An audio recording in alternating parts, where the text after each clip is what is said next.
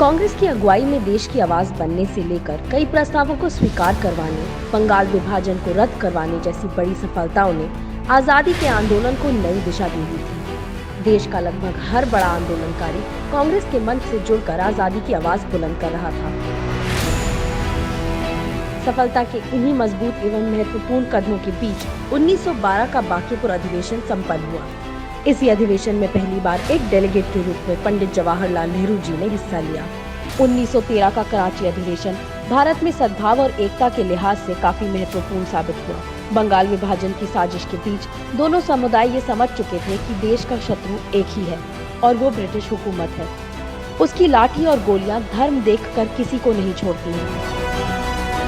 इसी अधिवेशन में बकायदा सांप्रदायिक सद्भाव और साझी लड़ाई का एक प्रस्ताव पारित किया गया ताकि अंग्रेजों का विभाजनकारी एजेंडा सफल न हो सके। 1914 के मद्रास अधिवेशन में 866 डेलीगेट्स ने हिस्सा लिया। आजादी की लड़ाई के साथ साथ कांग्रेस का विस्तार व्यापक होता जा रहा था। कांग्रेस और देश आजादी की प्रभावशाली लड़ाई लड़ रहे थे। ये जनता और कांग्रेस की ताकत ही थी कि मद्रास के गवर्नर तक को इस अधिवेशन में हिस्सा लेना पड़ा। ये भारतीय जन आंदोलन की मजबूती थी।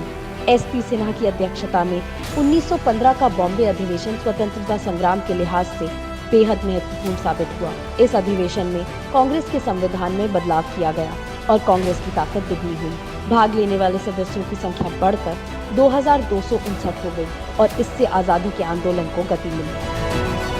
हम देख सकते हैं कि आजादी के आंदोलन में कांग्रेस की मजबूती देश और जनता की ताकत बन रही थी।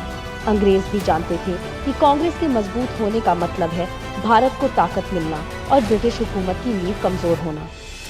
और ब्रिटिश हुकूमत की इस नींव को खोखला करने के लिए इसी 1915 की कड़कड़ाती ठंड में आजादी का महानायक भारत भूमि पर आ चुका था और बहुत जल्द देश का भविष्य बदलने वाला। जय Hind. Write to us with your ideas and feedback at dharohar@inc.in.